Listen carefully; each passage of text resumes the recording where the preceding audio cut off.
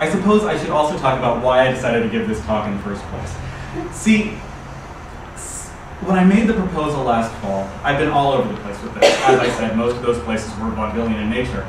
But the nice thing about putting a proposal in advance like this is, as long as you stick to the basic guidelines of what you proposed, you know, your 200-word proposal, you can range far and wide over the topic. The bad thing about putting a proposal in that far in advance is you can range far and wide over the topic. And the sad truth is, I was not really working from some positive or altruistic experience when I wanted to do a topic on ethics and responsibility. I mean, it'd be nice to say that, oh, I was really drawn to it by spirit, but the truth of the matter is I was incredibly pissed off at the end of the show last year.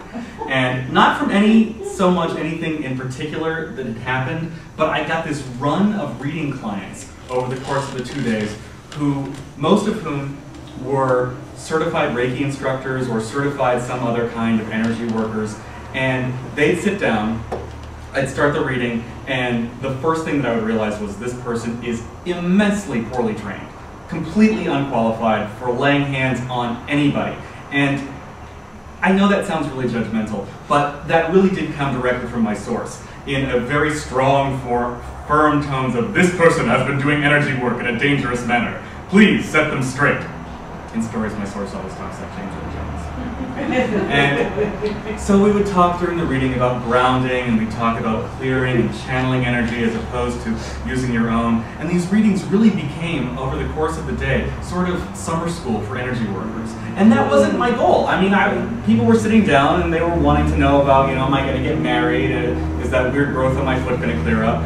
But instead, we ended up talking for a reading that would go over about the importance of really focusing on basic, what I consider to be essential skills if you're going to be a psychic or an energy worker, to protect yourself and to make sure you don't get horribly imbalanced and very sick.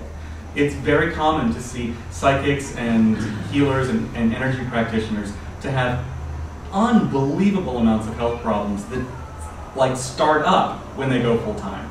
And I don't think that has to happen.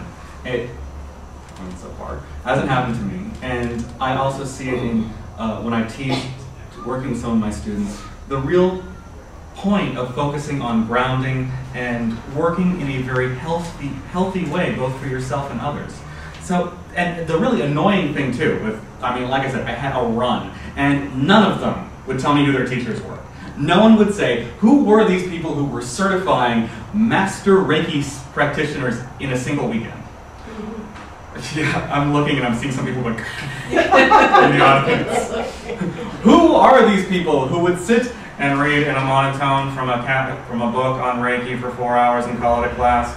Or best yet, and this is my favorite, is a woman who, and I know she's in this area, and she's probably a despair, but no one will tell me who she is. A woman who says that she will do your first and second Reiki attunements for you from a distance as soon as your check clears, and she'll call you when they're done. You don't even need to talk to her, you don't really need to be in touch with her, she'll just call you when it's over.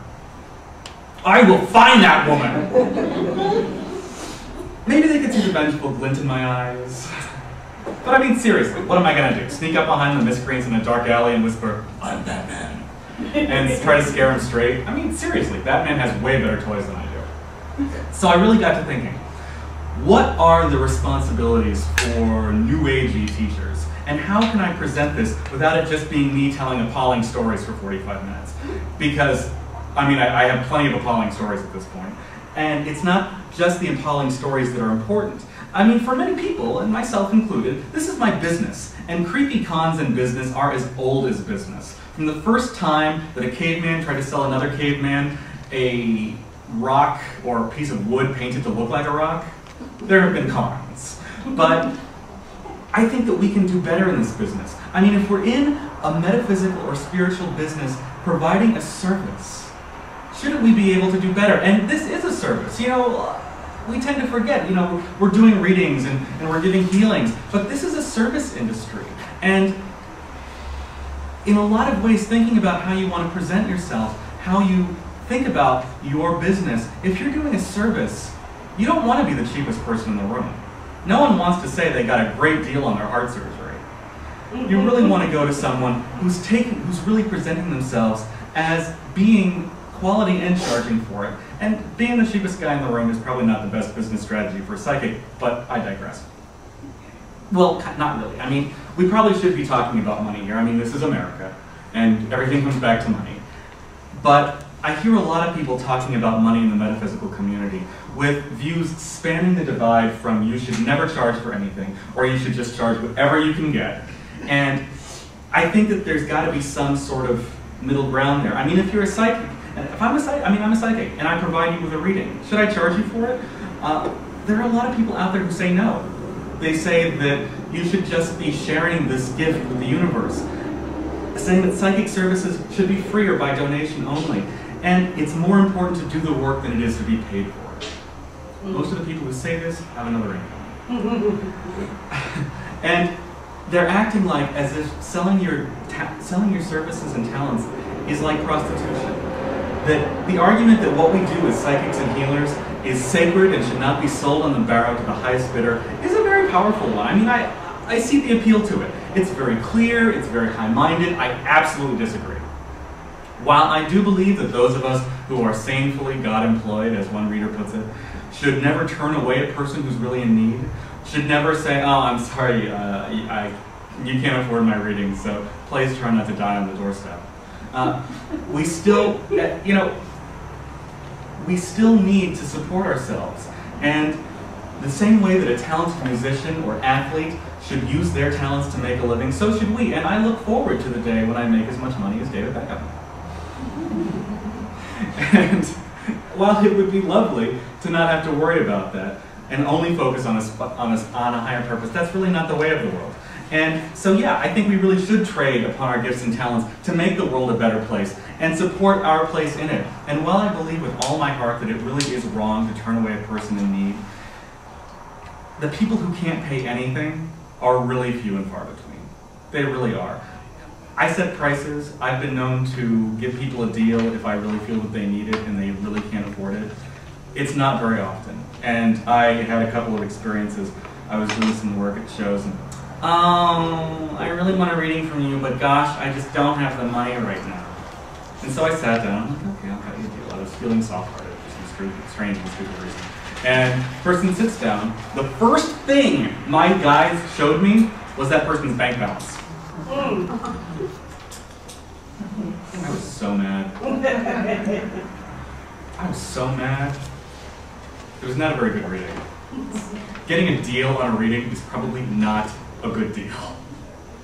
But the one thing that I have discovered over years of readings, most of them paid, but some of them free, I mean, we all start somewhere, is that when you exchange goods for services, you're creating an energetic contract that connects the reader and the client until the debt has been cleared. On a spiritual or energetic level, the psychic is obligated to connect with the client and fulfill the contract, giving the best information he is able to provide.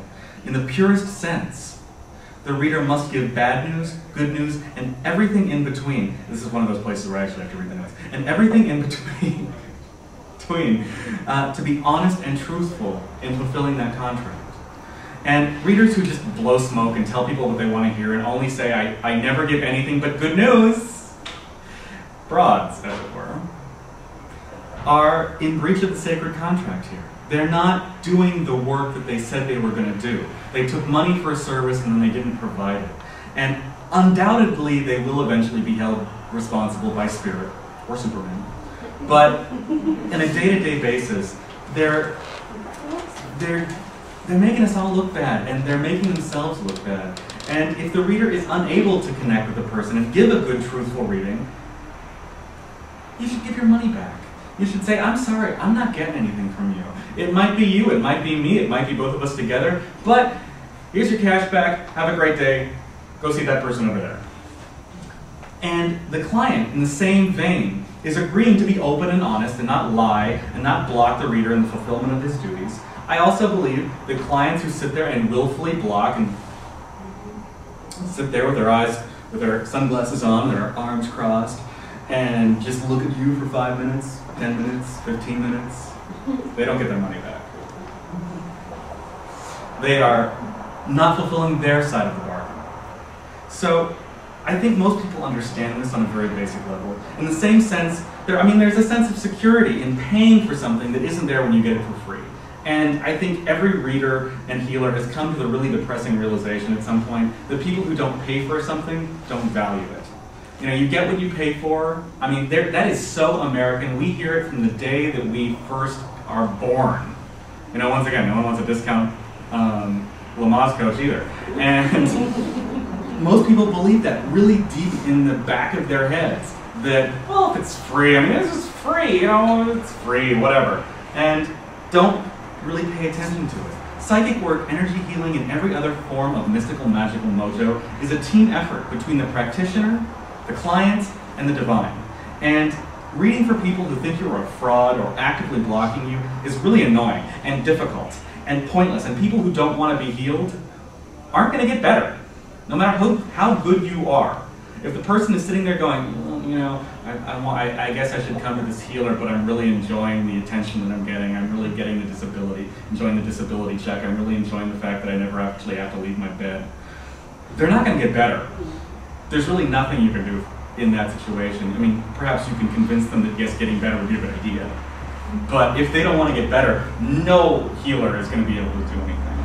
And I think that getting the person to actually talk to you, to pay you, to make that sacred contract, it's practically a signed consent form. It really opens up a whole new level of energy in working with the person. But outside the framework of a business transaction, and we've mostly been talking about that, we really have to ask, what are the rules and guidelines for being a psychic? And for the purposes of this discussion, I know that there are lots of people here who do other kinds of mystical, magical mojo work and don't call themselves a psychic or whatever. But I'm going to say psychic because otherwise, every time I said psychic, we would have this long, drawn-out, tedious discussion on what I'm talking about here. So I'm just trying to save time. Okay, everyone on board? All right, great.